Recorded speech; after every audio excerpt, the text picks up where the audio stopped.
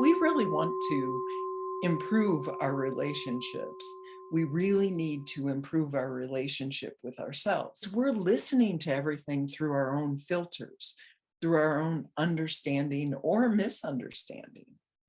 So when we're in an insecure relationship, we're experiencing life through this fog of insecurity. We find ways to feel abandoned and rejected, whether or not that's the intention of our partner, our boss, our family of origin, our friends, whoever, yada, yada. So being aware of what's playing out and why it's playing out is super powerful.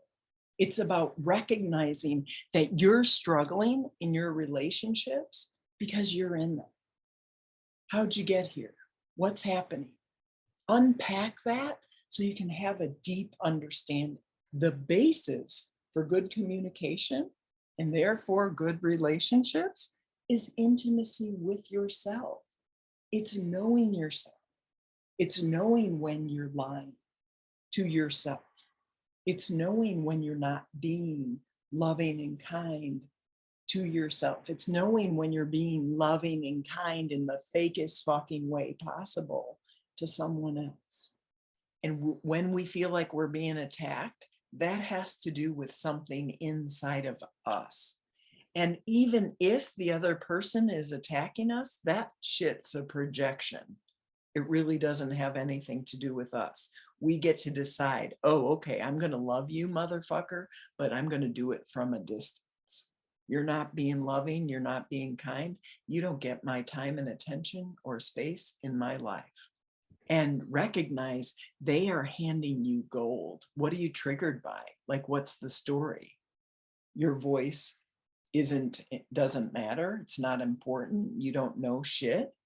Oh, how are you agreeing with what you're triggered by? Your neighbor isn't respecting you. How are you not respecting yourself? Your neighbor doesn't hear you. How are you not hearing yourself? How are you not hearing yourself? How are you avoiding and pretending and denying your own feelings? You often want the other person to change so you don't have to. I want my family to love, value, and accept me. Okay, how can you open from a place of clear communication and getting intimate with yourself? How can you love, value, and respect yourself even more? Be aware of your own feelings. Care about your feelings. Feel into them, give them attention. The impact of self-intimacy on others is absolutely life-changing.